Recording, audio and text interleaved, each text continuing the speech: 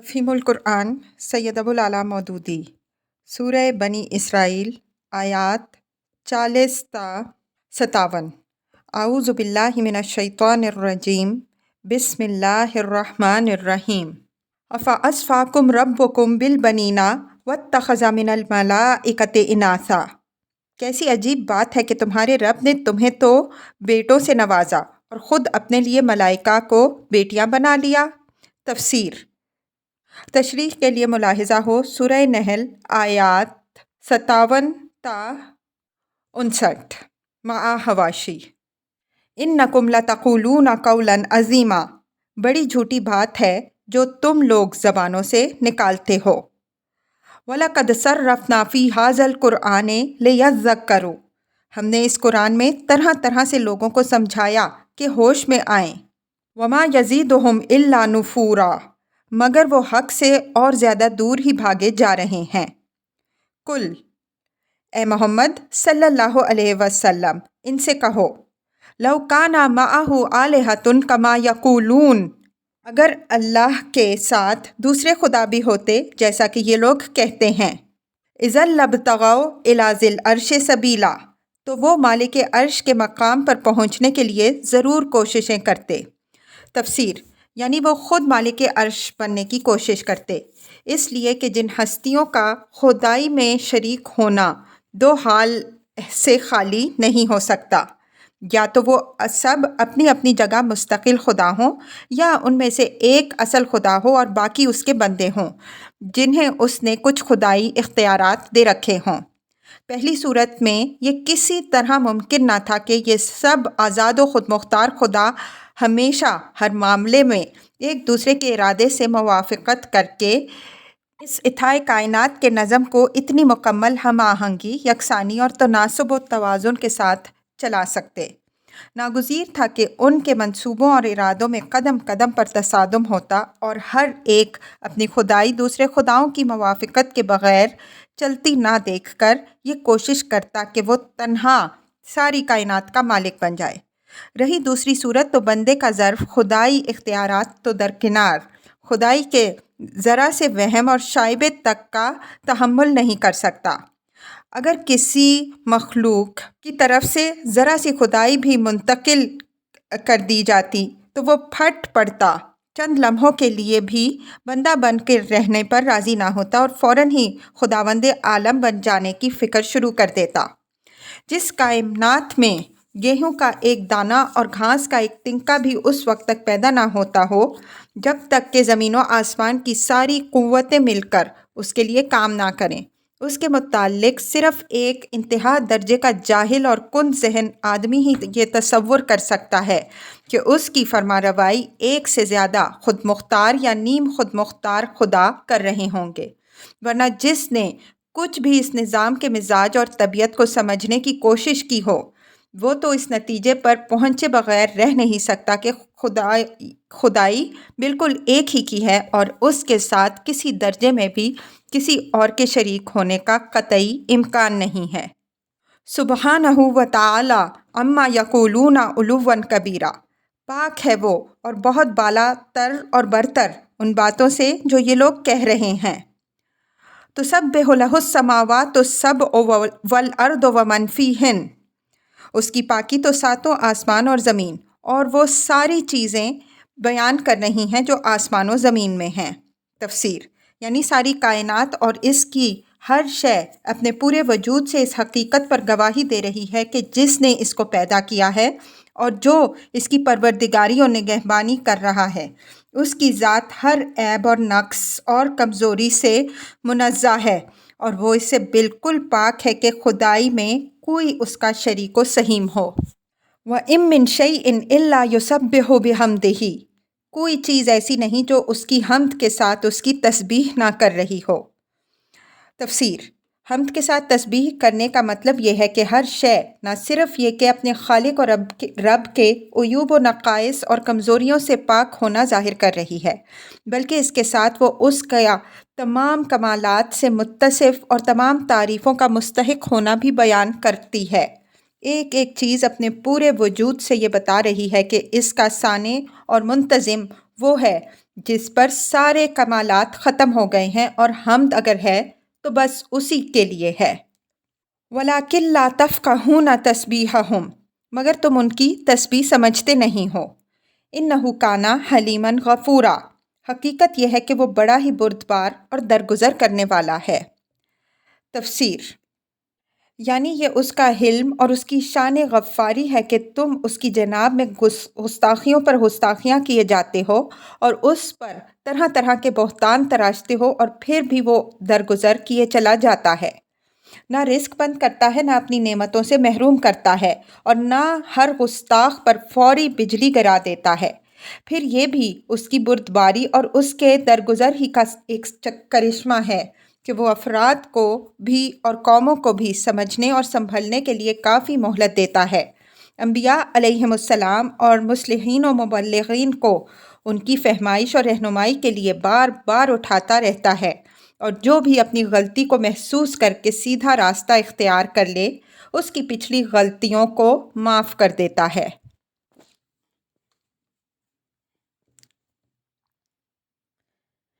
وَإِذَا قَرَأْتَ الْقُرْآنَ جَعَلْنَا بَيْنَكَ وَبَيْنَ الَّذِينَ لَا يُؤْمِنُونَ بِالْآخِرَةِ حِجَابًا مَسْتُورًا، جب تم قرآن پڑھتے ہو تو ہم تمہارے اور آخرت پر ایمان نہ لانے والوں کے درمیان ایک پردہ حائل کر دیتے ہیں۔ وَجَعَلْنَا عَلَىٰ قُلُوبِهِمْ أَكِنَّةً أَن يَفْقَهُوهُ وَفِي آذَانِهِمْ وَقْرًا، اور ان کے دلوں پر ایسا غلاف چڑھا دیتے ہیں کہ وہ کچھ سمجھ نہیں سکتے، اور ان کے کانوں میں گرانی پیدا کر دیتے ہیں۔ تفسیر، یعنی آخرت پر ایمان نہ لانے کا یہ قدرتی نتیجہ ہے کہ آدمی کے دل پر قفل چڑھ جائے اور اس کے کان اس دعوت کے لیے بند ہو جائیں جو قرآن پیش کرتا ہے۔ ظاہر ہے کہ قرآن کی تو دعوت ہی اس بنیاد پر ہے کہ دنیاوی زندگی کے ظاہری پہلو سے دھوکہ نہ کھاؤ۔ یہاں اگر کوئی حساب لینے والا اور جواب طلب کرنے والا نظر نہیں آتا تو یہ نہ سمجھو کہ تم کسی کے سامنے ذمہ دار اور جواب دہ نہیں ہو۔ یہاں اگر شرک، دہریت، کفر، توحید، سبھی نظریے آزادی سے اختیار کیے جا سکتے ہیں اور دنیاوی لحاظ سے کوئی خاص فرق پڑتا نظر نہیں آتا، تو یہ نہ سمجھو کہ ان کے کوئی الگ الگ مستقل نتائج ہیں ہی نہیں۔ یہاں اگر فسق و فجور اور طاعت و تقویٰ ہر قسم کے رویے اختیار کیے جا سکتے ہیں اور عملاً ان میں سے کسی رویے کا کوئی ایک لازمی نتیجہ رونما نہیں ہوتا، تو یہ نہ سمجھو کہ کوئی اٹل اخلاقی قانون سرے سے ہے ہی نہیں۔ دراصل حساب طلبی اور جواب دہی سب کچھ ہے، مگر وہ مرنے کے بعد دوسری زندگی میں ہوگی۔ توحید کا نظریہ برحق اور باقی سب نظریات باطل ہیں، مگر ان کے اصلی اور قطعی نتائج حیات بعد الموت میں ظاہر ہوں گے، اور وہیں وہ حقیقت بے نقاب ہوگی جو اس پردۂ ظاہر کے پیچھے چھپی ہوئی ہے۔ ایک اٹل اخلاقی قانون ضرور ہے جس کے لحاظ سے فسق نقصان رساں اور طاعت فائدہ بخش ہے، مگر اس قانون کے مطابق آخری اور قطعی فیصلے بھی بعد کی زندگی ہی میں ہوں گے۔ لہٰذا تم دنیا کی اس عارضی زندگی پر فریفتہ نہ ہو اور اس کے مشکوک نتائج پر اعتماد نہ کرو، بلکہ اس جواب دہی پر نگاہ رکھو جو تمہیں آخر کار اپنے خدا کے سامنے کرنی ہوگی، اور وہ صحیح اعتقادی اور اخلاقی رویہ اختیار کرو جو تمہیں آخرت کے امتحان میں کامیاب کرے۔ یہ ہے قرآن کی دعوت۔ اب یہ بالکل ایک نفسیاتی حقیقت ہے کہ جو شخص سرے سے آخرت ہی کو ماننے کے لیے تیار نہیں اور جس کا سارا اعتماد اسی دنیا کے مظاہر اور محسوسات و تجربات پر ہے، وہ کبھی قرآن کی اس دعوت کو قابل التفات نہیں سمجھ سکتا۔ اس کے پردہ گوش سے تو یہ آواز ٹکرا ٹکرا کر ہمیشہ اچٹتی ہی رہے گی، کبھی دل تک نہیں پہنچنے پائے گی۔ اسی نفسیاتی حقیقت کو اللہ تعالیٰ ان الفاظ میں بیان فرماتا ہے کہ جو آخرت کو نہیں مانتا ہم اس کے دل اور اس کے کان قرآن کی دعوت کے لیے بند کر دیتے ہیں، یعنی یہ ہمارا قانون فطرت ہے جو اس پر یوں نافذ ہوتا ہے۔ یہ بھی خیال رہے کہ یہ کفار مکہ کا اپنا قول تھا جسے اللہ تعالیٰ نے ان پر الٹ دیا۔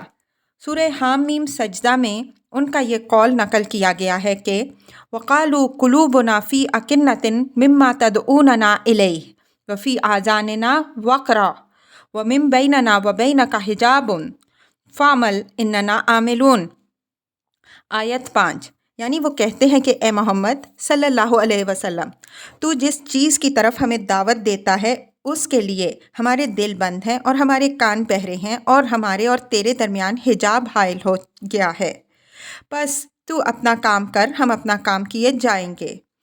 यहाँ उनके इसी कौल को दोहरा कर अल्लाह ताला ये बता रहा है कि ये कैफियत जिसे तुम अपनी खूबी समझकर बयान कर रहे हो, ये दरअसल एक फिटकार है जो तुम्हारे इनकारे आखिरत की बदौलत ठीक कानून फितरत के मुताबिक तुम पर पड़ी है। इज़ा ज़करता रब्बका फ़िल क़ुरआन वहदहू वल्लौ अला अदबारिहिम नुफूरा। और जब तुम कुरान में अपने एक ही रब का ज़िक्र करते हो तो वो नफ़रत से मुंह मोड़ लेते हैं। तफसीर, यानी उन्हें ये बात सख्त नागवार होती है कि तुम बस अल्लाह ही को रब करार देते हो, उनके बनाए हुए दूसरे अरबाब का कोई ज़िक्र नहीं करते। उनको ये वहाबियत एक आन पसंद नहीं आती कि आदमी बस अल्लाह ही अल्लाह की रट लगाए चला जाए, ना बुज़ुर्गों के तसर्रुफ़ात का कोई ज़िक्र करे, ना आस्तानों की फ़ैज़ रसानी का कोई एतराफ़, ना उन शख्सियतों की खिदमत में कोई खिराज तहसीन जिन पर उनके ख़्याल में अल्लाह ने अपनी खुदाई के इख्तियारात बांट रखे हैं। वो कहते हैं कि ये अजीब शख्स है कि जिसके नज़दीक इल्म ग़ैब है तो अल्लाह को, कुदरत है तो अल्लाह की, तसर्रुफ़ात व इख्तियारात हैं तो बस एक अल्लाह ही के। आखिर ये हमारे आस्तानों वाले भी कोई चीज़ हैं या नहीं, जिनके यहाँ से हमें औलाद मिलती है, बीमारों को शफा नसीब होती है, कारोबार चमकते हैं और मुँह मांगी मुरादें बर आती हैं। नहनु आलमु बिमा यस्तमिऊना बिही इज़ यस्तमिऊना इलैका व इज़ हुम नजवा। हमें मालूम है कि जब वो कान लगाकर तुम्हारी बात सुनते हैं तो दरअसल क्या सुनते हैं, और जब बैठ कर बाहम सरगोशियाँ करते हैं तो क्या कहते हैं। इज़ यक़ूलु ज़ालिमूना इन तत्तबिऊना इल्ला रजुलन मसहूरा। ये जालिम आपस में कहते हैं कि ये तो एक सहरज़दा आदमी है जिसके पीछे तुम जा रहे हो। तफसीर, ये इशारा है उन बातों की तरफ जो कुफ़ारे मक्का के सरदार आपस में किया करते थे। उनका हाल ये था कि छुप छुप कर कुरान सुनते और फिर आपस में मशवरे करते कि इसका तोड़ क्या होना चाहिए। बसा औकात उन्हें अपने ही आदमियों में से किसी पर यह शुबा भी हो जाता था कि शायद ये शख्स कुरान सुनकर कुछ मुतासिर हो गया है, इसलिए वो सब मिलकर उसको समझाते थे कि अजी ये किसके फेर में आ रहे हैं, ये शख्स तो सहरज़दा है, यानी किसी दुश्मन ने इस पर जादू कर दिया है, इसलिए बहकी बहकी बातें करने लगा है। उन्जुर कैफ़ा दरबू लकल अमसाल फ़दल्लू फ़ला यस्ततीऊना सबीला। देखो कैसी बातें हैं जो ये लोग तुम पर छांटते हैं, ये भटक गए हैं, इन्हें रास्ता नहीं मिलता। तफसीर, यानी ये तुम्हारे मुतालिक कोई एक राय ज़ाहिर नहीं करते, बल्कि मुख्तलिफ़ औकात में बिल्कुल मुख्तलिफ़ और मुतज़ाद बातें कहते हैं। कभी कहते हैं कि तुम खुद जादूगर हो, कभी कहते हैं कि तुम पर किसी ने जादू कर दिया है, कभी कहते हैं तुम शायर हो, कभी कहते हैं तुम मजनून हो। उनकी ये मुतज़ाद बातें खुद इस बात का सबूत हैं कि हकीकत उनको मालूम नहीं, वरना ज़ाहिर है कि आए दिन एक नई बात छांटने के बजाय कोई एक ही कतई राय ज़ाहिर करते। नीज़ उनसे ये भी मालूम होता है कि वो ख़ुद अपने किसी कौल पर भी मुतमईन नहीं हैं। एक इल्ज़ाम रखते हैं, फिर आप ही महसूस करते हैं कि ये चस्पा नहीं होता, इसके बाद दूसरा इल्ज़ाम लगाते हैं और उसे भी लगता हुआ ना पाकर एक तीसरा इल्ज़ाम तस्नीफ़ कर लेते हैं। इस तरह उनका हर नया इल्ज़ाम उनके पहले इल्ज़ाम की तरदीद कर देता है और इससे पता चल जाता है कि सदाकत से उनका कोई वास्ता नहीं है, महज अदावत की बिना पर एक से एक बढ़कर झूठ घड़ रहे हैं। वक़ालू अइज़ा कुन्ना इज़ामम व रफ़ातन अइन्ना लमबऊसूना खल्कन जदीदा। वो कहते हैं कि जब हम सिर्फ हड्डियाँ और खाक होकर रह जाएंगे तो क्या हम नए सिरे से पैदा करके उठाए जाएंगे।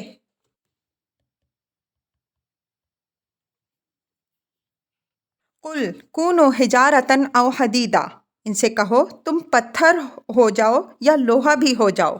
औ खल्कम मिम्मा यकबरू फी सुदूरिकुम, या इससे भी ज़्यादा सख्त कोई चीज़ जो तुम्हारे जहन में क़ुबूल हयात से बईद तर हो, फिर भी तुम उठ कर रहोगे।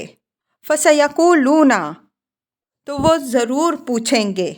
تفسیر: انغاز کے معنی ہیں سر کو اوپر سے نیچے اور نیچے سے اوپر کی طرف ہلانا، جس طرح اظہار تعجب کے لیے یا مذاق اڑانے کے لیے آدمی کرتا ہے۔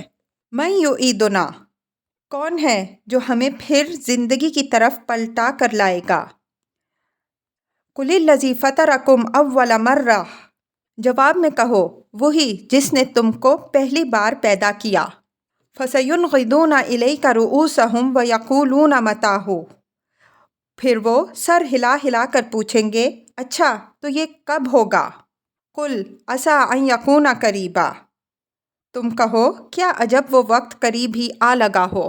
یوم یدعوکم فتستجیبون بحمدہ وتظنون ان لبثتم الا قلیلا، جس روز وہ تمہیں پکارے گا تو تم اس کی حمد کرتے ہوئے اس کی پکار کے جواب میں نکل آؤ گے، اور تمہارا گمان اس وقت یہ ہوگا کہ ہم بس تھوڑی دیر ہی اس حالت میں پڑے رہے۔ تفسیر: یعنی دنیا میں مرنے کے وقت سے لے کر قیامت میں اٹھنے کے وقت تک کی مدت تم کو چند گھنٹوں سے زیادہ محسوس نہ ہوگی۔ تم اس وقت یہ سمجھو گے کہ ہم ذرا دیر سوئے پڑے تھے کہ یکا یک اس شور محشر نے ہمیں جگا دیا۔ اور یہ جو فرمایا کہ تم اللہ کی حمد کرتے ہوئے اٹھ کھڑے ہوگے، تو یہ ایک بڑی حقیقت کی طرف ایک لطیف اشارہ ہے۔ اس کا مطلب یہ ہے کہ مومن اور کافر ہر ایک کی زبان پر اس وقت اللہ کی حمد ہوگی۔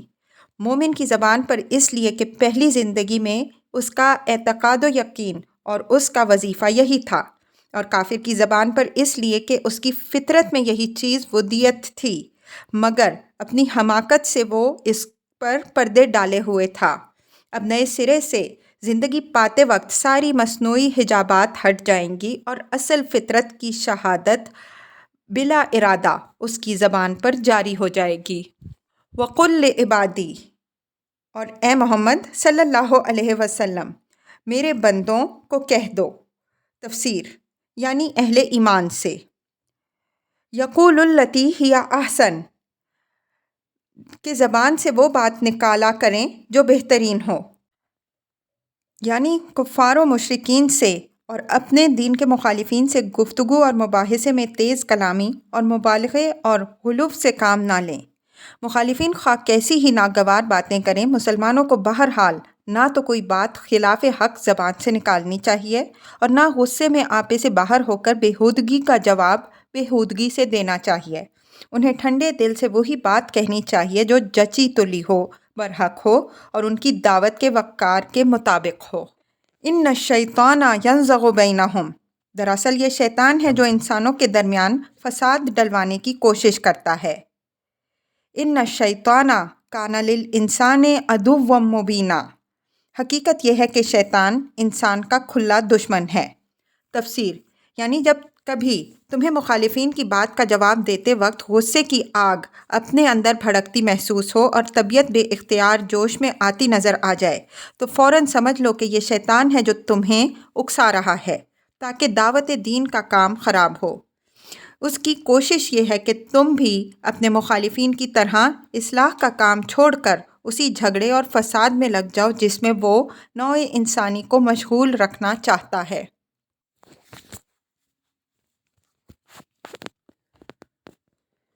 ربکم اعلم بکم، تمہارا رب تمہارے حال سے زیادہ واقف ہے۔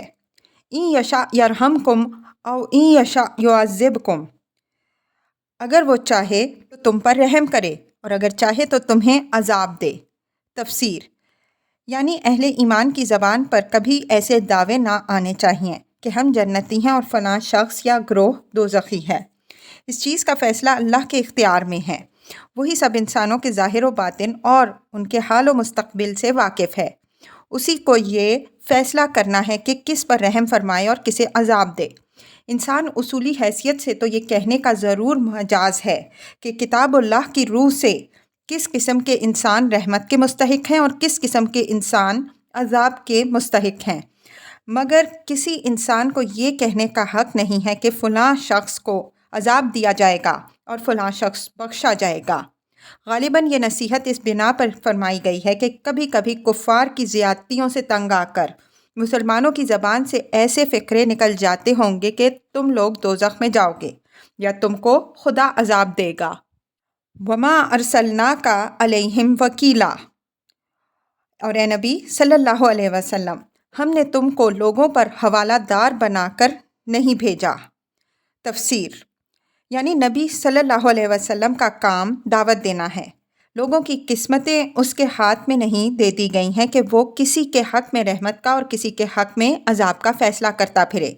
इसका ये मतलब नहीं है कि ख़ुद नबी सल्लल्लाहु अलैहि वसल्लम से इस किस्म की कोई गलती सरजद हुई थी, जिसकी बिना पर अल्लाह ताला ने आप सल्लल्लाहु अलैहि वसल्लम को ये तंबीह फरमाई, बल्कि दरअसल इससे मुसलमानों को मुतनब्बे करना मकसूद है।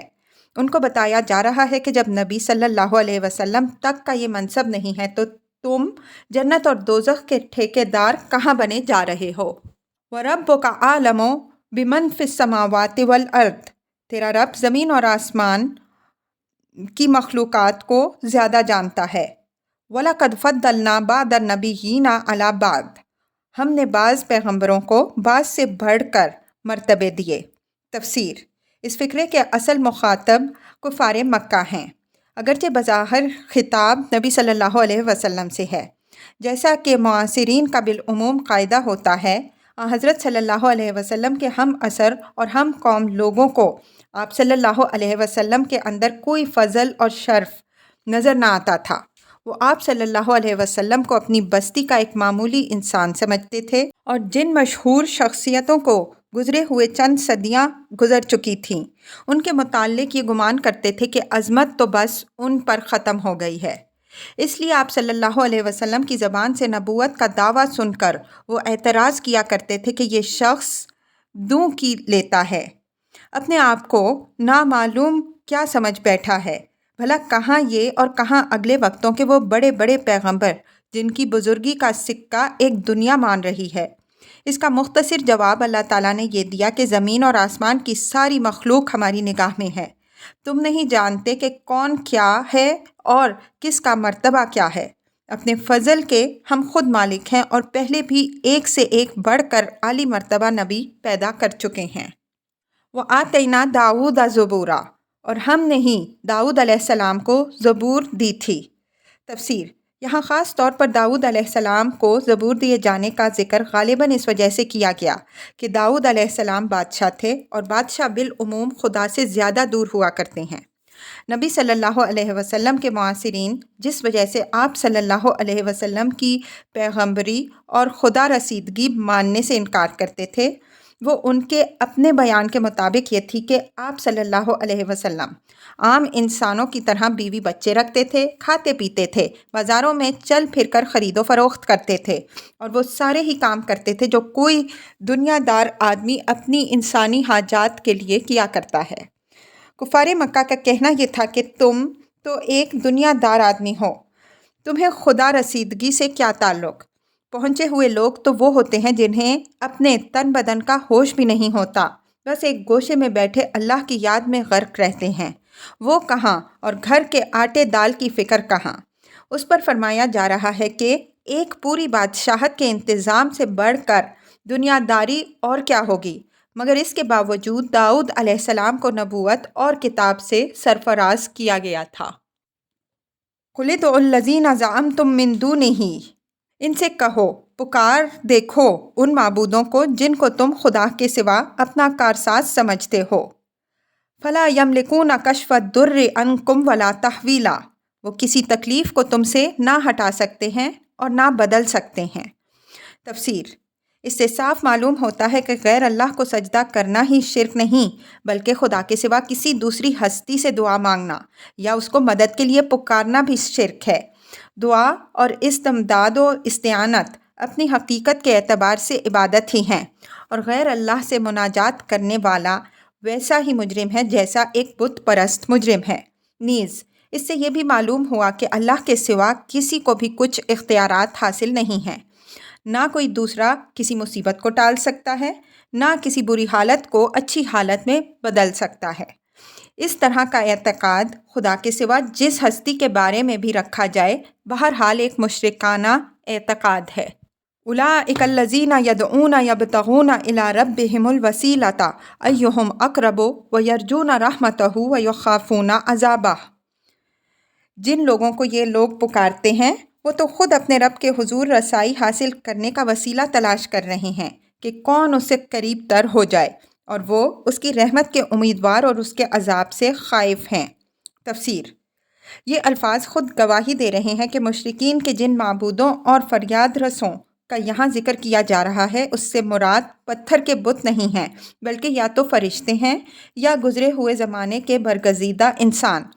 مطلب صاف صاف یہ ہے کہ انبیاء علیہم السلام ہوں یا اولیاء یا فرشتے، کسی کی بھی یہ طاقت نہیں کہ تمہاری دعائیں سنے اور تمہاری مدد کو پہنچے۔ تم حاجت روائی کے لیے ان کو وسیلہ بنا رہے ہو، اور ان کا حال یہ ہے کہ وہ خود اللہ کی رحمت کے امیدوار اور اس کے عذاب سے خائف ہیں، اور اس کا زیادہ سے زیادہ تقرب حاصل کرنے کی کوشش کر رہے ہیں اور وسائل ڈھونڈ رہے ہیں۔ ان عذاب ربک کان محذورا، بے شک تیرے رب کا عذاب ہے ہی ڈرنے کے لائق۔